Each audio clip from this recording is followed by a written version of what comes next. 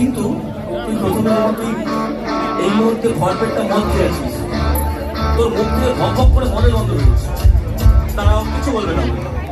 ও definitely আমার ভালোবাসে, কিন্তু সেই ভালোবাসার নিদর্শন এটা হওয়া উচিত নয়।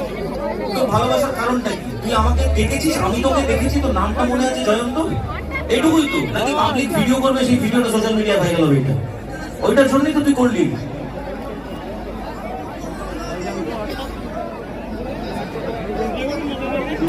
তোকে আমি যখন বললাম যে তুই দাঁড়াও দাঁড়াও, কেউ গায়ে দেবে, তোকে যখন আমি বললাম যে আমি তোকে নোটিস করেছি, তোর মেইন উদ্দেশ্য তো আমার নোটিসে আসা, তাহলে মঞ্চে এসে কেন এতগুলো মানুষকে বিরক্ত করলি?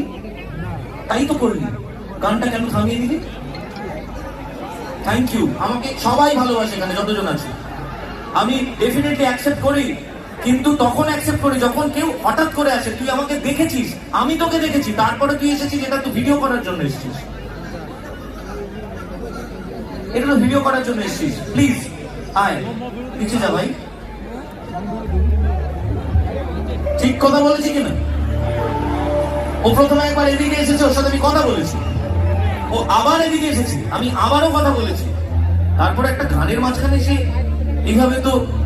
আর তারপরে আমি পায়ে হাত দেওয়াটা আমি পছন্দ করি না, হয়েছে পায়ে জড়িয়ে ধরেছি, যেটা আমার খুব অপছন্দের। কারণ তোমাদের জায়গা আমার মাথার উপরে, আমি মনে করি আমার শ্রোতা যারা আছে তাদের স্থান আমার মাথার উপরে, আমি তোমাদের পায়ের নিচে থাকি। তোমরা এই ঠান্ডার মধ্যে এইখানে অনুষ্ঠান শুনতে এসে কেউ তোমাদের 10 টাকা দেবে?